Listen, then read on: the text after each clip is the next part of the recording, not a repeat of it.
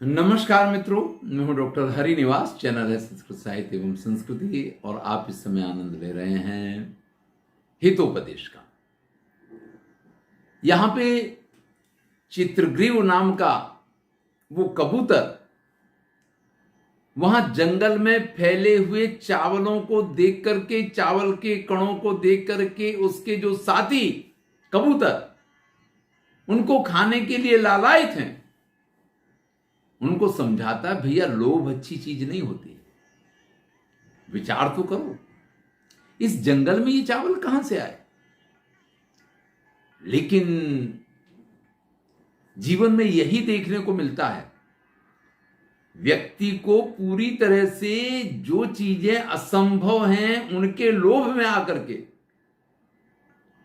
वो सबसे ज्यादा ठगा जाता है या सबसे ज्यादा विपत्तियों में पड़ा करता है। तो एक कथा सुना रहा है। क्या कथा है? अहम एकदा दक्षिणारण्ये चरन अपश्यन। देखो भैया, एक बार की बात है, मैं जंगल के दक्षिण भाग में विचरण करता हुआ मैंने देखा एको वृद्ध व्याघ्र स्नातः कुश हस्ता सरस्तीरे ब्रूते। एक बूढ़ा शेर जिससे अब शिकार नहीं हो सकता है, जो दौड़ के किसी के ऊपर आक्रमण करके उसका शिकार करने में असमर्थ है, नहा धोकर के सरोवर के किनारे बैठ गया, हाथ में कुश ले लिया। हमारे यहां पद्धति कि कुछ दान करना हो ना तो हाथ में जल लेकर के कुश रख के और संकल्प करके दान में कुछ भी दिया जा सकता है। राजा हरिश्चंद्र ने स्वप्न में ही अपने संपूर्ण राज्य का दान कर दिया विश्वामित्र जी को। तो किसी ने अपने पुण्यों का दान कर दिया। तो ये तरह तरह के दान की जो प्रथा है, देखिए आप किसी को सोना देते हैं तो उसके हाथ में दे सकते हैं, आप कुछ धन देते हैं उसके हाथ में दे सकते हैं, लेकिन आप अपने पुण्य दे रहे हैं वो किस प्रकार से देंगे? किसी को दिखाई तो नहीं देगा। लेकिन जीवन में ये संभव होता है। कोई बहुत दुखी व्यक्ति हो ना, कोई सुखी पुण्यशाली भाग्यशाली व्यक्ति हो, वो ये कहे कि मैंने अगर कुछ अच्छे कर्म किए हैं तो मेरे उन अच्छे कर्मों का इतना हिस्सा मैं इसको देता हूं, तो कई बार उसका जीवन बदल सकता है, बदल जाया करता है। चलिए हम विषय पे आते हैं। वो बूढ़ा शेर जो है स्नान करके हाथ में कुश लेकर के सरोवर के किनारे बैठा हुआ है। वहां से जो राहगीर जा रहे हैं, भो भो पांथा, अरे मार्ग में जाने वाले राहगीर लोगों, हे पथिक लोगों, इदम सुवर्ण कंकणम गृह्यताम, मेरे पास ये जो सोने का कंगन है इसको ले लो। भैया सोने का कंगन शेर के पास हो, बब्बर शेर के पास हो, भले वो बूढ़ा है, लेने जाना चाहिए या लिया जाना चाहिए, सोचने वाली बात है। ज्यादातर लोग तो चले गए सीधे, लेकिन एक था लोभी। हमारे यहां कहते हैं कि भाई जहां लोभी लोग रहते हैं वहां ठग लोग कभी भूखे नहीं मरते हैं। यानी ठग लोग ऐसे ही लोगों की तलाश में होते हैं जो लोभ और लालच में आते हैं, वही ठगे जाते हैं। तो यहां पे ततो लोभा कृष्टेन केनचिद पांथेन आलोचितम। अब वो तो बार बार सभी जाने वालों से कह रहा था, अरे भैया रुक जाओ रुक जाओ, मेरे पास से सोने का कंगन ले जाओ, मेरे पास से सोने का कंगन ले जाओ।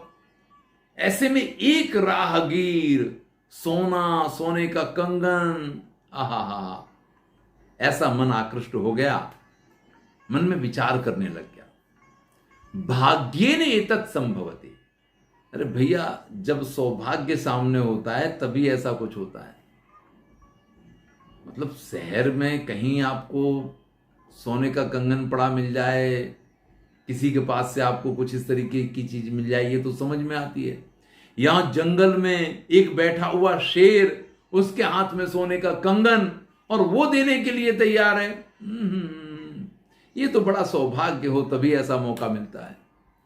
किंतु अस्मिन आत्मसंदेहे प्रवृत्तिर्ना विधेया, लेकिन इसमें तो भैया जान का खतरा लग रहा है। आत्मसंदेह, यहां मृत्यु का भय है, इसलिए इसमें आगे नहीं बढ़ना चाहिए। नहीं नहीं नहीं, सोने का कंगन है, बात सही है, लेकिन इस कंगन को लेने नहीं जाना चाहिए क्योंकि इसमें मृत्यु का भय है। भैया ये वास्तविकता है। यहां तक व्यक्ति के मन में उसकी बुद्धि का निर्णय काम कर रहा है। उसकी बुद्धि उससे कह रही है कि भैया ये गलत है, ऐसा नहीं हो सकता है, ऐसा मत करो। लेकिन इसके बाद जो शुरू होता है वो उसका लोभी मन तर्क करता है, वितर्क करता है और यहां तक कि कुतर्क करता है और अपनी इच्छा के अनुसार व्यक्ति को चलाता है। हर बात में यही हुआ करता है। अनिष्टादिष्ट लाभेपि ना गतिर्जायते शुभा, यत्रास्ते विष संसर्गो अमृतम तदपि मृत्येव। उसकी बुद्धि उससे कह रही है, अभी बुद्धि का वर्णन चल रहा है। बुद्धि कह रही है कि भाई इष्ट और अनिष्ट ये दोनों चीजें जहां पे हों, आपको जो चाहिए वो तो है, लेकिन उसको प्राप्त करने में अगर आपके प्राणों का भय है तो हमें इससे दूर रहना चाहिए, हमें इसके चक्कर में नहीं पड़ना चाहिए। क्योंकि होता क्या है, अमृत और विष अगर एक ही पात्र में रखा हो तो वो अमृत नहीं लेना चाहिए, क्योंकि विष के संसर्ग में आने के कारण उस अमृत को पान करने से भी मृत्यु निश्चित है।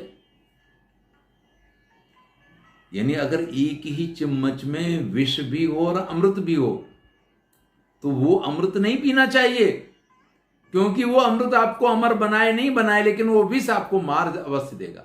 ये नियम है। लेकिन यहां तक तो बुद्धि ने काम किया। अब जो मैंने कहा कि वो जो मन होता है ना, वो अपना काम करना शुरू करता है। अरे क्या बात करते हो यार, अमृत तो अमृत होता है, अमृत पिएंगे अमर हो जाएंगे, अरे फिर विष हमारा क्या बिगाड़ पाएगा। इस तरीके के वो तर्क वितर्क और यहां तक कि कुतर्क करना शुरू कर देगा। और वो तभी मानेगा जो हमारा ये जो जिसको हम मन कहते हैं ना, जब वो अपनी करके रहेगा। और जो लोग बुद्धि की जगह मन की सुनते हैं ना, उनके साथ जीवन में यही समस्याएं खड़ी होती हैं। किंतु सर्वत्र अर्थो जने प्रवृत्ति संदेह एव। भैया कहीं भी आपको अर्थोपार्जन करना हो उसमें संकट तो होता ही है। भाई बिना रिस्क के कहां धन की प्राप्ति होती है। धन अगर प्राप्त करना है तो किसी ना किसी प्रकार का रिस्क तो उठाना ही पड़ता है। तो अर्थोपार्जन में हमेशा संदेह की स्थिति तो रहा ही करती है। व्यक्ति को संदेह में मुश्किल में तो पड़ना ही पड़ता है। ना संशयम अनारोह्य नरो भद्राणि पश्यति। अपने जीवन में आपको कोई भी श्रेष्ठ कुछ भी चाहिए तो किसी ना किसी संकट में तो पड़ना ही पड़ेगा। यानी श्रेष्ठता का जो फल है वो हमेशा कठिन रास्तों से ही प्राप्त होता है। संशयम पुनरारुह्य यदि जीवति तपस्या। भाई जब आप स्वयं को संकट में डालेंगे तभी आपको वो फल प्राप्त होगा, और वो फल प्राप्त होगा तभी उसका वास्तविक मजा भी आपको आएगा। भाई ये नियम तो सच्चा है कि व्यक्ति अपने जीवन में जब कठोर परिश्रम करके अपने प्राणों को मुश्किल में डाल के या अपनी बहुत सारी इच्छाओं आकांक्षाओं को मार के किसी चीज को प्राप्त करता है, अपनी कठिन मेहनत से प्राप्त करता है, तो उसका एक अलग ही सुख होता है, एक अलग ही आनंद होता है। भाई जिसको कहते हैं कि काम तो किया। भाई आजकल हर व्यक्ति सरकारी नौकरी क्यों चाहता है? कई बार ये प्रश्न आपने मीडिया में भी सुना होगा। हमें सरकारी स्कूल में नौकरी तो चाहिए, लेकिन अपने बच्चों को सरकारी स्कूल में नहीं पढ़ाना है, उनको प्राइवेट में पढ़ाना है। क्यों? भाई नौकरी तो वहां आप ही कर रहे हैं ना, आप नहीं तो आपका भाई कर रहा है, लेकिन उसकी एफिशिएंसी वो नहीं होती है जो होनी चाहिए। इसकी वजह से वो व्यवस्था योग्य नहीं होती है। जब व्यक्ति कठोर परिश्रम करके कुछ प्राप्त करता है, कठोर परिश्रम नहीं करना तो आप सरकारी सर्विस में आ जाइए। यहां बहुत सारे विभाग ऐसे हैं जिनमें आपको तनख्वाहें जो है वो फ्री की मिला करते हैं, जिनमें आप काम नहीं करते हैं। मैं कई बार कहता हूं कि ऐसे स्कूल में, ऐसे कॉलेज में पढ़ाने वाले अध्यापकों के पास वो 20 वर्ष नौकरी करते हैं तो भी 1 वर्ष का अनुभव होता है, क्योंकि जो उन्होंने पहले वर्ष में तैयार किया है वही नोट, वही चीजें 20 वर्ष तक उनकी चलती रहती हैं। कुछ भी नया आएगा उन्हें मंजूरी नहीं होता है, वो उन्हें चलाना ही नहीं है, उससे उनको कोई लेना ही देना नहीं है। ये नई नीति नहीं चलेगी। अभी नई शिक्षण नीति आई है, देखिए क्या क्या चीजें सामने आती हैं। अभी तो उसका इम्प्लीमेंट नहीं हुआ है, कॉलेज में उसके अनुसार अभ्यासक्रम अभी पूरी तरीके से आया नहीं है, और अभी से उसकी क्रेडिट को लेके, इसको लेके, उसको लेकर के कुलपतियों के बीच में, बड़े बड़े मानधाताओं के बीच में चर्चाएं शुरू हो गई हैं। तो किसी को भी मेहनत नहीं करनी है, लेकिन ये सत्य है जब व्यक्ति कठोर मेहनत करके किसी चीज को प्राप्त करता है तब उसका आनंद ही अलग होता है। इसलिए ये तो सब होने वाला है। वो पथिक जिसकी बुद्धि ने उससे कहा कि इस शेर के पास से जाकर के भैया ये कंगन नहीं लेना चाहिए, वही कहता है कि जब ऐसे कठोर कार्य करके, ऐसे कठिन कार्य करके कुछ अचीवमेंट मिलता है तो उसका मजा ही कुछ और होता है। तन निरूपयामी था। चलो लेना नहीं लेना बात की बात है, पहले इसको जान तो लें, देख तो लें, समझ तो लें ये है क्या। ये लालच की शुरुआत यहीं से होती है। भैया जिस रास्ते नहीं चलना उसके कोस क्यों गिन रहे हो? अगर आपको आम नहीं खाना है तो आप क्यों इस चक्कर में हो कि ये आम है या अमरूद है? आपको खाना है तो ही आपको आगे बढ़ना चाहिए। यहां पे वो कहता है कि ये सोने का कंगन लेना नहीं लेना ये बात की बात है, थोड़ा इसको समझूं तो सही, जानूं तो सही, ये है क्या। हर लालच की शुरुआत इसी तरीके से हुआ करती है।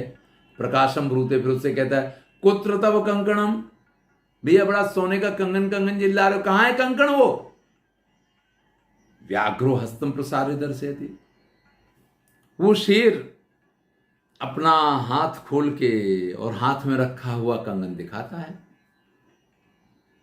अब कंगन दिखाई दे गया फिर तो लालच बढ़ ही जाता है, लेकिन फिर भी वो एक भय है कि शेर है, खा गया तो कंगन तो हाथ में आएगा नहीं, प्राण और चले जाएंगे। पांथो अवदत, वो पथिक कहता है कथम मारात्म के तो ही विश्वास। अरे भैया तुम्हारे जैसे शिकारी का भरोसा कैसे कर सकते हैं? भाई शेर तो जाना ही इसके लिए जाता है कि वो तो शिकार करके खा जाएगा। तो व्याघ्रोवाच, वो शेर कहता है श्रृण रे पांथ, अरे भैया सुनो, प्रागेव यौवन दशायाम अति दुर्वृत्तम आसम, मैं अपने जवानी के दिनों में बड़ा खूंखार था। अपने जवानी के दिनों में बड़ा ही नृशंस और खूंखार में हुआ करता था। अनेक गो मानुषाणाम बधान में पुत्रामृता दाराश्च, मैंने बहुत सारी गायों को मारा, मैंने बहुत सारे मनुष्यों को मारा। भैया मेरे कर्म आज मेरे सिर पे चढ़ के बोल रहे हैं, मेरे पुत्रों की मृत्यु हो गई है, मेरी पत्नी की मृत्यु हो गई है, आज मैं अकेला रह गया हूं। ये देखिए सबसे बड़ी सजा व्यक्ति के लिए होती है। जेल में जब व्यक्ति को डाला जाता तो क्या किया जाता है? समाज से, घर परिवार से अलग कर दिया जाता है।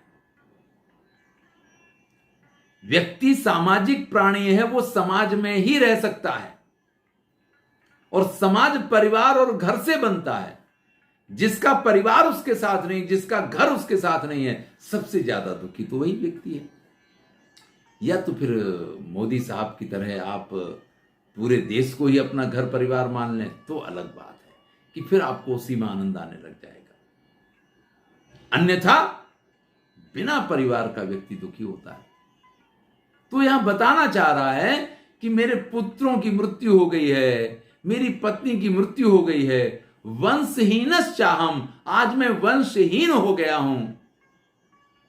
केनचित् धार्मिकेण आह आदिष्टः, किसी धार्मिक ने मुझसे कहा, उसने मुझे आदेश दिया, दान धर्मादिकम चरतु भवान। अब ये जन्म तो बिगड़ गया आपका, जो होना था वो हो गया, लेकिन अगर अपना अगला जन्म सुधारना है तो कुछ दान धर्म वगैरह कर लो। ये जिंदगी तो गई, कम से कम अगला जन्म तो सुधर जाएगा। तद उपदेशाद इदानीम अहम स्नानशीलो दाता वृद्धो गलित नकदंतो कथम ना विश्वास भूमि। तो उस धार्मिक के आदेश के अनुसार, उसके उपदेश के अनुसार मैं ये नहा धो करके दान देने की इच्छा से यहां बैठा हूं। देखो मैं तो वृद्ध हो गया हूं, न मेरे हाथ में नाखून है कि जिनसे मैं किसी को फाड़ लूं खा जाऊं, न मुंह में दांत बचे हैं। तो कैसे मेरा विश्वास नहीं किया जा सकता है? अरे भले मैं शिकारी हूं, लेकिन अब शिकार करने की स्थिति में भी नहीं हूं। और अब तो मैं भैया बड़ा धार्मिक हो गया हूं, क्योंकि मैंने अपनी जवानी में जो पाप किए हैं उनके फल इस तरीके से अब मुझे मिल रहे हैं कि अब मैं और पाप नहीं करना चाहता हूं, बल्कि कुछ दान धर्म करके और जरा अपने जीवन को शुद्ध पवित्र बना करके आगे बढ़ना चाहता हूं। इज्या अध्ययन दानानि तपः सत्यम धृति क्षमा अलोभ इति मार्गोयम धर्मस्याष्ट विधा स्मृता। देखो मुझे धर्म के मार्ग पे चलना है, और धर्म के मार्ग पे चलने के धर्म के मुख्य 8 अंग माने गए हैं। यज्ञ, इज्या यानी यज्ञ करना, अध्ययन यानी वेदों का अध्ययन करना पढ़ना, दानानि यानी दान देना, तपह यानी तपस्या करना, सत्यम यानी सत्य बोलना, धृति यानी धैर्य रखना, क्षमा यानी लोगों को क्षमा करना, और लोभ न करना। यही 8 धर्म के अंग हैं। यानी आप अगर इन चीजों का पालन कर रहे हैं तो आप धर्म का आचरण कर रहे हैं। तत्र पूर्व चतुर्वर्गो दंभार्थम अपि सेव्यते उत्तरस्तु चतुर्वर्गो महात्म्यन्येव तिष्ठति। भैया इसमें जो पहले 4 वर्ग हैं, यज्ञ करना, वेद पढ़ना, दान करना, तपस्या करना, ये चीजें तो दिखावे के लिए भी होती हैं। यानी आप धार्मिक हैं इसीलिए यज्ञ करें ये जरूरी नहीं है। मेरा नाम होना चाहिए, लोग मुझे जानेंगे, इसलिए भी लोग यज्ञ करते हैं। इसी प्रकार से वेद पढ़ना, दान देना, तपस्या करना, ये जरूरी नहीं है कि व्यक्ति अपनी शुद्धि के लिए, अपने कल्याण के लिए करता हो, ये दिखावे के लिए भी किया करता है। तो ये दंभार्थम अपि सेव्यते, ये दंभ के लिए भी किए जाते हैं। लेकिन जो पीछे वाले 4 हैं, यानी सत्य बोलना, ये किसी को दिखावे के लिए थोड़ी किया जाता है। धैर्य रखना, ये भी दिखावे की चीज नहीं है। क्षमा करना और लोभ न करना, ये जो 4 है ना, ये तो व्यक्ति की विशेषता है, और ये किसी सामान्य व्यक्ति की विशेषता नहीं है। महात्म्यन्येव तिष्ठति, ये तो सिर्फ महात्माओं में पाए जाते हैं। यानी पहले जो धर्म के 4 अंग बताए गए ना, वो तो लोग दंभ के लिए भी करते हैं, आडंबर के लिए भी करते हैं, दिखावे के लिए भी करते हैं। लेकिन बाद वाले जो 4 हैं ना, इनमें कोई आडंबर नहीं हो सकता है, कोई दंभ नहीं हो सकता है। ये तो महात्मा लोगों के गुणधर्म हुआ करते हैं। मम चैत अलोभ विरहो येन स्वहस्तस्थमपि सुवर्ण कंकणम यस्मै कस्मै चित दातुम इच्छामि। अब मेरे मन में किसी प्रकार का लोभ नहीं रह गया है, इसलिए भैया ये जो मेरे पास सोने का कंगन है, ये मैं जिस किसी को दान करके और बस अब मुक्त हो जाना चाहता हूं। तथापि व्याघ्रो मानुषम खादति इति लोक प्रवादो दुर्निवारः। लेकिन फिर भी ये बात तो सही है, दुनिया यही कहती है कि शेर जो है वो तो मनुष्य को मार के खा जाता है। अब भैया जो बात समाज में प्रचलित है आप उस पे रहो तो चले जाओ यहां से, और अगर मेरा विश्वास कर सकते हो तो आप आ सकते हो मेरे पास। गतानुगति को लोका कुट्टिनीम उपदेशिनीम प्रमाणयति यो नो धर्मे यथा गोघ्नमपि द्विजम। वो शेर उस पथिक से कहता है ये बात इतनी ही सच है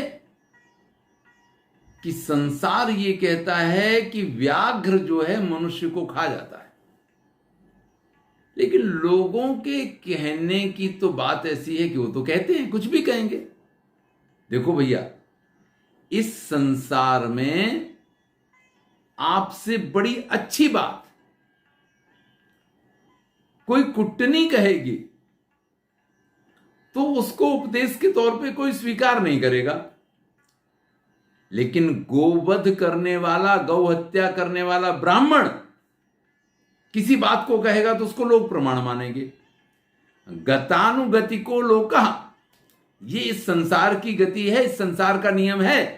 कुटनी उपदेशिनी, जो उपदेश देने वाली कुटनी है उसके प्रमाण को कोई नहीं मानता है, चाहे जितनी अच्छी बात कहे। लेकिन प्रमाणयति नो धर्मे यथा गोघ्नम अपि द्विजम। लेकिन ब्राह्मण गौ का हत्यारा हो फिर भी उसकी कही हुई बात जो है वो प्रमाण बन जाती है, वो पत्थर की लकीर बन जाया करती है। तो इस संसार में तो ऐसा है कि महत्व व्यक्ति का है, बात का नहीं है। श्रेष्ठ बात, गुरु दत्तात्रेय ने 24 लोगों को गुरु बनाया अपना, क्योंकि उनको जिसके पास से जो शिक्षा मिली उन्होंने उसको ग्रहण किया, तो अपने 24 गुरु बनाए। लेकिन हम तो कहते हैं कि श्रेष्ठ के पास से मिले वही शिक्षा है, वही गुरु बन सकता है। देखो भैया, मैंने भी धर्मशास्त्र पढ़े हैं। वो शेर कह रहा है उस पथिक से, मरुस्थल्याम यथा वृष्टि क्षुधार्थे भोजनम तथा दरिद्रे दीयते दानम सफलम पांडुनंदन। महाभारत का श्लोक है, यहां प्रस्तुत कर रहे हैं। हे युधिष्ठिर, मरुस्थल में यानी रेगिस्तान में होने वाली बरसात, इससे बड़ा आनंद का और कोई अवसर हो ही नहीं सकता है। क्षुधार्थे भोजनम तथा, इसी प्रकार से भूखे को भोजन करवाना, दरिद्र को दिया हुआ दान, यही सबसे अधिक सफल होते हैं। यानी अगर तालाब के ऊपर बारिश होती है तो क्या फर्क पड़ने वाला है, समुद्र पे जाके बादल बरसते हैं तो उससे क्या लाभ होने वाला है। भाई बरसात तो वही है जो मरुभूमि में हो जाए। आप किसी भरे पेट वाले को भोजन करवाएं तो उसमें ये और कहेगा इसमें नमक कम है और इसमें मिर्ची ज्यादा है और उसमें ये नहीं है, इसमें वो नहीं है, इसका तो स्वाद ऐसा है, इसका स्वाद वैसा है। और किसी भूखे को भोजन करवाएंगे ना भैया तो चुपचाप सब कुछ खा लेगा, किसी चीज में कोई उसमें मीन मेख निकालने का काम नहीं करेगा। ऐसे ही दान भी अगर देना है तो किसी दरिद्र को देना चाहिए। यही वास्तविक नीति है और यही वास्तविक धर्म है। तो मैंने भी धर्मशास्त्र पढ़े हैं। प्राणा यथात्मनोभीष्टा भूता नाम अपि ते तथा आत्मोपम्येन भूतेषु दयाम कुर्वन्ति साधवा। देखो भैया, सबको अपने अपने प्राण प्यारे होते हैं। जैसे आपको आपके प्राण प्यारे हैं, ऐसे मुझे मेरे प्राण प्यारे हैं। अब वास्तविक धर्म ये कहता है कि अपने प्राणों को प्यार करो, दूसरे के प्राणों की चिंता मत करो। ऐसा नहीं किया जा सकता है। जैसे आप स्वयं से प्यार करते हैं, जैसे आप अपने प्राणों की चिंता करते हैं, ऐसे ही सभी के प्राणों की चिंता करनी चाहिए, सभी के ऊपर दया करनी चाहिए। यही तो साधु लोगों का लक्षण होता है और यही तो विशेषता है। तो मुझे ये सब कुछ ज्ञान है, मैंने ये सब कुछ पढ़ा है, मुझे ये सब पता है। प्रत्याख्याने च दाने च सुख दुखे प्रिया प्रिये आत्मोपम्येन पुरुषा प्रमाणम अधिगच्छति। अब भैया नियम ये है कि प्रार्थना, दान, सुख दुख, शुभ अशुभ, ये सारी चीजें व्यक्ति का जैसा स्वभाव है, उसकी जैसी सोच है, वो अपनी आत्मा के समान ही उन चीजों को मानता है। एक धनवान व्यक्ति है, उसके लिए कुछ चीजें बेकार हो जाती हैं, वो ऐसे ही रास्ते पे फेंक देता है कि चलो भाई ये बेकार हो गया। लेकिन दूसरा व्यक्ति उसको बीन के ले जाता, अरे ये तो बड़ी अच्छी चीज मुझे मिल गई। तो एक चीज जिसके सुख का कारण बनती है, दूसरे के लिए वो भार स्वरूप हो गई होती है, भार स्वरूप होती है उसको हटा देता है, और जिसके सुख का कारण बनती है उसको लेके जाता है। आगे चल के वही जो सुख का कारण थी, वही चीज उसके लिए भी भार स्वरूप हो जाती है, फिर वो उसको हटा देता है। लेकिन फिर कोई और के सुख का कारण बनती तो वो उसको ले जाता है। तो किसी की प्रार्थना का स्वीकार करना, भैया जैसा मेरा स्वभाव होगा मैं स्वीकार करूं नहीं करूं, प्रार्थना का महत्व नहीं है, महत्व सामने वाली व्यक्ति की आत्मा का है। यानी वो किस कक्षा का व्यक्ति है, उसका स्वभाव कैसा है, उसके अनुसार ये सारी चीजें हुआ करती हैं। मातृवत परदारेषु परद्रव्येषु लोष्टवत आत्मवत सर्वभूतेषु यह पश्यति स पंडितः। अब आगे कहते हैं, बता रहा है कि मैंने भी शास्त्र पढ़े, मैं भी ज्ञानी हूं, मैं भी बुद्धिमान हूं, मैं भी धर्मात्मा हूं। ये बताने के लिए शेर कुछ धर्म की कुछ महत्वपूर्ण बातें कर रहा है, और उसमें एक ये बड़ी महत्वपूर्ण बात है कि दूसरे की पत्नी को माता के समान जानना, दूसरे के धन को लोहे के समान जानना, और अपने समान ही प्रत्येक व्यक्ति के साथ व्यवहार करना, सबको अपने जैसा ही मानना। इसलिए जो व्यवहार आपको अपने साथ अच्छा लगता है वही व्यवहार दूसरे के साथ करना। जो इस प्रकार से व्यवहार करता है वही वास्तविक पंडित है। तुम पंडित नहीं हो, मूर्ख हो, तुम दूसरे के दिए हुए कंगन को लेने की कोशिश कर रहे हो। ये शिक्षा मिल गई है, लेकिन भैया हमें तो उतनी ही शिक्षा हम ग्रहण करते हैं जितनी हमें लेनी होती है। यहां वो शेर कह रहा है कि दूसरे की स्त्री को माता मानना, दूसरे के धन को लोहे के समान मानना। लोहा भी कीमती हो गया भैया, लोष्ठवत यानी मिट्टी के ढेले के समान मानना, ये इसका वास्तविक अर्थ है। और अपनी ही तरह सभी प्राणियों को देखना, यानी जो व्यवहार आप अपने साथ चाहते हैं वही व्यवहार दूसरों के साथ करना, यही पंडित लोगों का स्वभाव होता है। दरिद्रान भर कौन्तेय मां प्रयच्छेश्वरे धनम व्याधितस्य औषधम पथ्यम निरुजस्य किम औषधे। एक और श्लोक देते हैं, हे कौन्तेय, दान देना है तो दरिद्र को दो। किसी धनवान को दान देने का कोई कारण नहीं है। अरे भाई, जो रोगी है उसको औषधि देंगे तो वो निरोगी बनेगा, वो स्वास्थ्य लाभ करेगा। लेकिन जो स्वस्थ है उसको औषधि देने का क्या फायदा? तो भैया ये नियम है कि दान करना है तो किसी गरीब को करो, पैसे वाले को दान देने का कोई मतलब नहीं है। दातव्यमिति यद्दानम दीयते नुपकारिणे देशे काले च पात्रे च तद्दानम सात्विकम विदु। अब ये श्रीमद् भगवद गीता का श्लोक है, यानी महाभारत की बहुत सारे श्लोक यहां लिए गए हैं। दातव्यम इति दानम यद दीयते अनुपकारिणे। अगर आपको दान करना है, सात्विक दान की बात करते हैं, तो किसी अपेक्षा के साथ दान नहीं करना चाहिए। जब आप ये सोच के दान करते हैं ना कि मैं इस व्यक्ति को ये दान में दे रहा हूं, ये सुखी हो जाएगा और उसके कारण मुझे पुण्य की प्राप्ति होगी, तो उसको राजसी दान कहा जाता है। ध्यान दीजिएगा, श्रीमद् भगवद गीता में सात्विक, राजसी और तामसी तीनों प्रकार के दान की बात की गई है। यहां सात्विक दान की परिभाषा दे रहे हैं कि जो देना है वो जब आप निष्प्रिय भाव से दान करते हैं, देश काल और पात्र के अनुसार दान करते हैं, तो वो दान सात्विक हुआ करता है। अब देश काल और पात्र क्या है, थोड़ी सी चर्चा कर लेते हैं। वैसे श्रीमद् भगवद गीता का हमारा वीडियो देखेंगे तो उसमें ये बात बड़े विस्तार से कही गई है।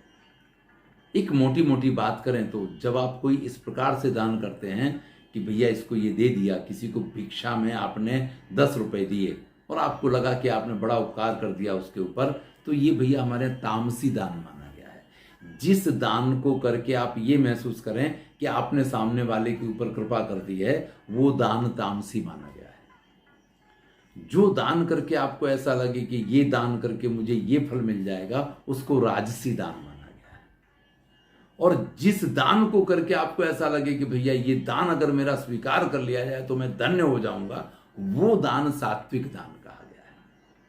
आप जब किसी श्रेष्ठ व्यक्ति को कोई दान देते हैं तो आपको ऐसा नहीं होता है कि इसके पास से आपको ये मिल जाएगा इसके लिए आप ये दान कर रहे हैं, बस वो मेरा दान स्वीकार कर ले, यही सबसे बड़ी बात है, तो वो श्रेष्ठ दान कहा गया है। यानी देश यानी स्थान, काल यानी समय और पात्र, इनको देख करके व्यक्ति को दान करना चाहिए और वो दान सात्विक होता है। दान मुझे, मेरे पास 10 रुपए हैं, किसी ना किसी को दे देना, इस प्रकार से दान नहीं करना चाहिए। जो देना है वो देना है, योग्य व्यक्ति को देना है, योग्य समय पे देना है। और जो मैंने बात कही कि आपके देने की वृत्ति इस प्रकार की होनी चाहिए जिससे वो सात्विक दान बने, नहीं तो वही दान आपका राजसी या तामसी भी हो सकता है अगर आप उसको उस भावना के साथ देते हैं तो। चलिए हम आगे बढ़ते हैं इस कथा में। वो व्याघ्र कहता है, तद अत्र सरसी स्नात्वा सुवर्ण कंकणम ग्रहण। भैया ये तो दुनियादारी है। यहां तो कहा गया है कि शेर जो है मनुष्य को मार के खा जाता है, लेकिन वास्तविकता ये है कि मैं तो धर्मात्मा हो गया हूं, मेरा घर नहीं, परिवार नहीं, वंश नहीं, मैं क्या क्या करूंगा इस संसार में जी के, बस कुछ दान धर्म करके, और मैं मुक्ति चाहता हूं इसलिए। और मैंने धर्मशास्त्र पढ़े, अपना पूरा ज्ञान यहां पे उसने बघाड़ दिया। तो कहता है जाओ सरोवर में स्नान कर लो और ये सोने का कंगन मेरे पास से ले लो। ततो यावद असौ तद्वचः प्रतीतो लोभात् सरहा स्नातुम प्रविशति। अब उस व्यक्ति ने जब इतनी देर उसके साथ बात की तो उसको उस शेर की बात पे भरोसा भी आ गया। मैंने कहा था कि लोभ का ये पहला चरण होता है, या ये उसका प्रथम कदम होता है कि आप उसकी तरफ आकृष्ट होते हैं, और फिर तो लोभ का यही मजा है कि आप जब एक बार उसमें स्पर्श करते हैं ना तो चुंबक की तरह आपको खींचता चला जाता है। यही इस पथिक के साथ होता है। उसने सोचा तो ये था कि जरा देख तो लेते हैं इसमें क्या है, और ये सोच के वो आगे बढ़ा। अब उसने शेर के साथ वार्तालाप शुरू किया। अब शेर ने उसको इतना प्रभावित कर दिया है कि उसने निर्णय कर लिया कि वो इस कंगन को लेगा। तो उसकी बात का भरोसा करके लोभात लोभवश सरह स्नातुम प्रविशति, उस सरोवर में स्नान के लिए प्रवेश करता है। लेकिन वो सरोवर एकदम दलदल वाला था, उसमें अंदर इतना कीचड़ था कि एक बार पैर रखो तो बाहर ही नहीं निकले। तावन महापंके निमग्न, और वो वहीं जाकर के उस कीचड़ में फंस जाता है। पलायितुम अक्षमा, वहां से भागने में समर्थ नहीं होता है। पंके पतितम दृष्ट्वा व्याघ्रो अवदत्। अब उस व्याघ्र ने देखा फंस गया ये तो, अब तो शिकार जो है चंगुल में फंस गया है, तो हंसता महापंके पतितोसी, अरे तुम तो बड़े दलदल में फंस गए हो, अतस्त्वाम अहम उत्थाप्यामि, चलो मैं तुमको निकाल लेता हूं। इतना कह करके धीरे धीरे जैसे मृत्यु पास आ रही हो, इस प्रकार से व्याघ्र जो है उस मनुष्य के तरफ आगे बढ़ता है। और जब मृत्यु को सामने देखता है व्यक्ति तो उसको बड़ा ही शुद्ध ज्ञान की प्राप्ति होती है। अब ऐसे में वो पथिक जो है उसको जो ज्ञान हो रहा, उसके मन में जो विचार आ रहे हैं, उसको यहां प्रस्तुत करते हैं। न धर्मशास्त्रम पठितीति कारणम न चापि वेदाध्ययनम दुरात्मनः स्वभाव एवात्र तथातिरिच्यते यथा प्रकृत्यम मधुरम गवाम पया। भैया किसी ने धर्मशास्त्र पढ़ा हो, किसी ने वेदों का अध्ययन किया हो, कोई फर्क नहीं पड़ता। अगर वो दुरात्मा है तो दुरात्मा ही रहेगा। हमारे भर्तृहरि ने भी ये बात कही है, मणिना भूषिता सर्पा किम शोभना भयंकरा। भाई जो मणि से भूषित सर्प होते हैं वो भयंकर नहीं होते हैं, अरे वो तो ज्यादा भयंकर हो जाते हैं। यानी अगर कोई दुरात्मा व्यक्ति धर्मशास्त्र पढ़ लेता है, वेदों का अध्ययन कर लेता है, तो उसमें से वो और पाप के मार्ग ढूंढने लग जाता है। तो भैया धर्मशास्त्र पढ़े हैं इससे कोई श्रेष्ठ नहीं हो जाता है, किसी ने वेदों का अध्ययन किया है इससे भी कोई श्रेष्ठ नहीं हो जाता है। वास्तव में तो उसका स्वभाव ही उसको श्रेष्ठ या निकृष्ट बनाया करता है। स्वभाव एव अत्र तथा तिरिच्यते। व्यक्ति वास्तव में व्यवहार अपने स्वभाव के अनुसार ही किया करता है। जैसे कि गाय का दूध है, वो स्वभाव से ही मधुर होता है, आपको उसमें कुछ भी मिलाने की जरूरत नहीं है। आप उसको पीते हैं, आप बकरी का दूध पिएंगे आपको थोड़ा नमकीन जैसा लगेगा, लेकिन गाय का दूध पिएंगे ना तो आपको हमेशा मधुर ही लगेगा, और उसका जो भी आपको फल मिलेगा वो अच्छा और मधुर ही मिलेगा। तो वेदों का अध्ययन किया है, कोई धर्मशास्त्रों को पढ़ा है, इसलिए वो विश्वास के पात्र नहीं हो जाता है। विश्वास की पात्र तो उसके स्वभाव के कारण ही उस पर विश्वास किया जा सकता है। अवशेन्द्रिय चित्तानाम हस्ति स्नानमिव क्रिया दुर्भगा भरण प्रायो ज्ञानम भारा क्रिया विना। एक बड़ा ही सुंदर श्लोक है कि भाई अवसेन्द्रिय चित्तानाम, जिसकी इंद्रियां उसके बस में नहीं है, जिसका चित्त उसके बस में नहीं है, जीवन में उसके द्वारा किए जाने वाले सारे व्यवहार हाथी के स्नान की तरह है। हाथी का स्नान क्या है? हाथी जैसे ही नहा के निकलेगा उसकी चमड़ी इतनी पतली होती है कि उसको मक्खी और मच्छर से बहुत समस्या होती है।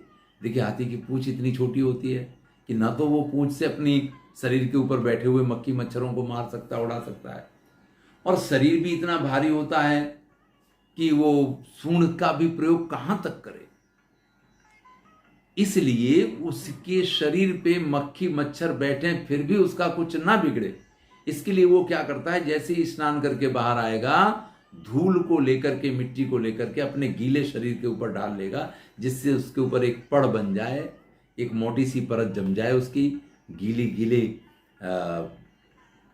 जैसे कई बार आप नदी के किनारे स्नान करने गए हो, नदी में स्नान कर रहे हो, तो बाद में हम बचपन में थे तब बड़ा ये किया करते थे, नैमिषारण्य में पढ़ते थे, गोमती नदी में स्नान करने जाते थे।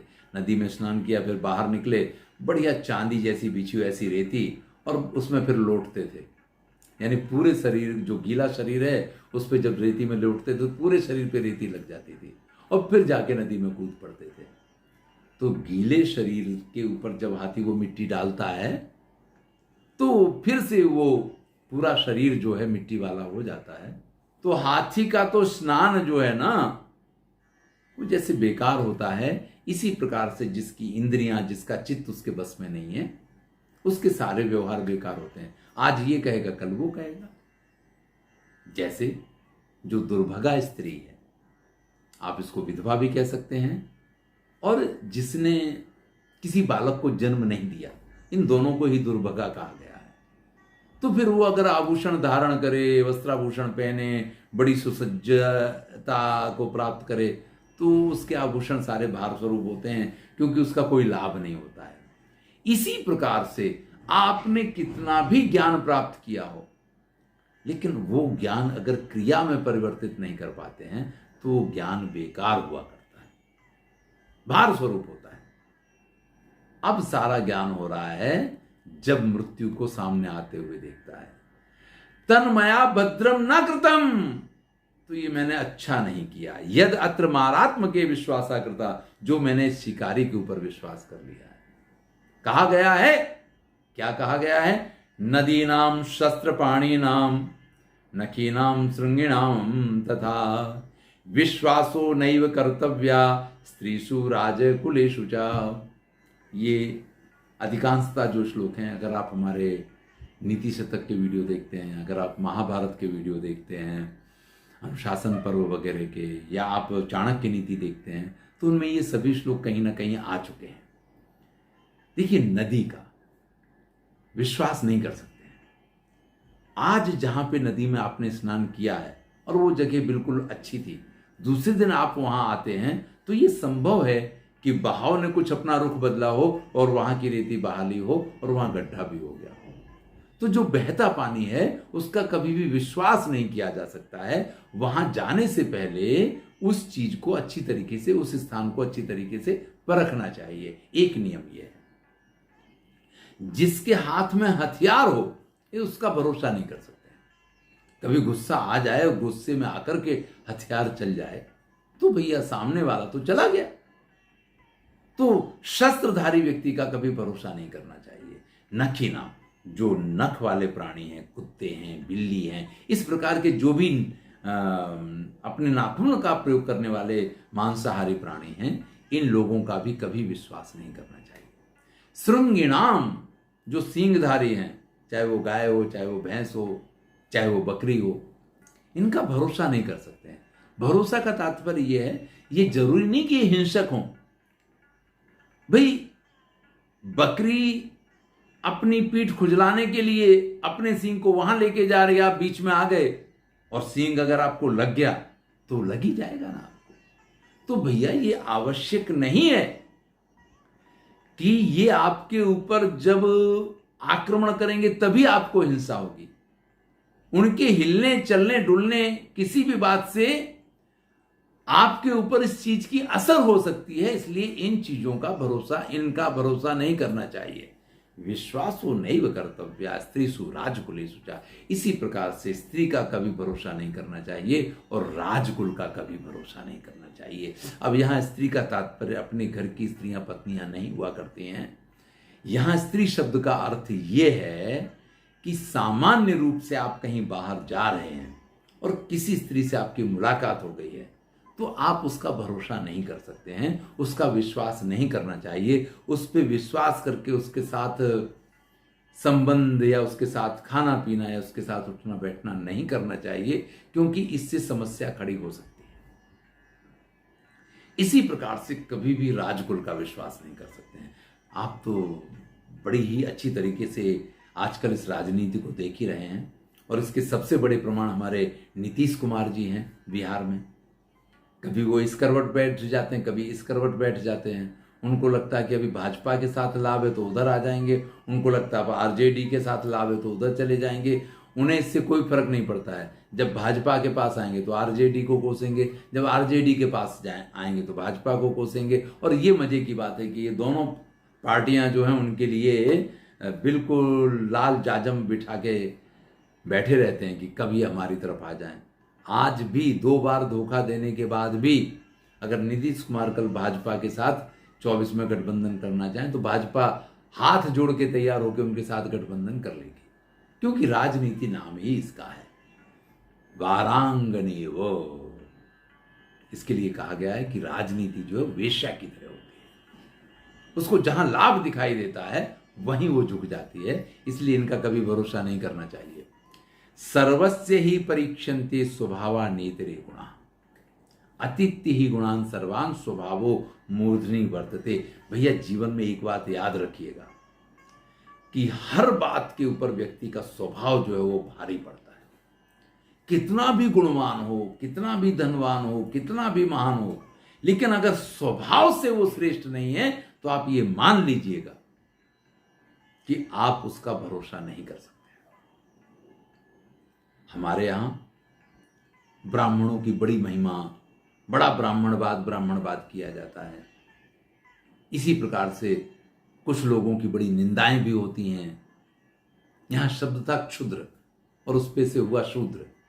निंदा शूद्र की नहीं है, निंदा क्षुद्र की है। यह स्वभाव से क्षुद्र हुआ करता है, लेकिन उसका अपभ्रंश शूद्र बना और उसमें से आज जो है लोग निंदा शूद्र की करने लगे। यहां बात शूद्र और ब्राह्मण की नहीं है, यहां बात है स्वभाव की। और श्रीमद् भगवद गीता में चातुर्वर्ण्यम मया सृष्टम गुण कर्म विभागशः, गुण और कर्म के विभाग के आधार पे मैंने 4 वर्णों की रचना की है। यहां जन्म की बात ही नहीं थी, लेकिन आज जो चीजें हो गई ना वो जन्म से हो गई हैं। इसलिए ब्राह्मण जो वर्ण से ब्राह्मण होगा वो निकृष्ट नहीं हो सकता है। जाति से ब्राह्मण को तो हमने निकृष्ट देखा है, बड़े बड़े लुच्चे ब्राह्मण होते हैं और बड़े बड़े अच्छे शूद्र होते हैं। जब हम जन्म की बात करते हैं, जाति की बात करते हैं, बड़े बड़े श्रेष्ठ शूद्र मिल जाएंगे। लेकिन जब हम गुण की बात करते हैं तो गुण से जो ब्राह्मण है वो कभी क्षुद्र नहीं हो सकता है, वो कभी निकृष्ट नहीं हो सकता है, और गुण से जो शूद्र है वो कभी श्रेष्ठ नहीं हो सकता है, ये निश्चित है। तो कभी भी आप कोई भी काम करते हैं स्वभावः परीक्षन्ते न इतरे गुणा, तो आपको स्वभाव की परीक्षा करनी चाहिए और गुणों के चक्कर में नहीं पड़ना चाहिए। क्योंकि सभी गुणों के ऊपर व्यक्ति का स्वभाव हमेशा भारी पड़ता है। भाई, एक बेर का पेड़ था और एक केले का पेड़ था, दोनों की मित्रता हो गई। परिणाम क्या हुआ? जब बड़ा खुश हुआ तो बेर तो अपनी जगह पे हिलने लग गया, लेकिन उसमें केले की तो पत्ते फटने लग गए उसके कांटों से। तो समझिए इस बात को कि अगर आप स्वभाव से केले जैसे हैं तो मित्रता केले के साथ कीजिए, किसी बेर के पेड़ के साथ मत कीजिए, क्योंकि तो उसका स्वभाव है, उसमें कांटे हैं। वो जब भी हिलेगा आपको तो फाड़ देगा। आप कहें हमारी तो मित्रता है, मित्रता अपनी जगह है, स्वभाव अपनी जगह हुआ करता है।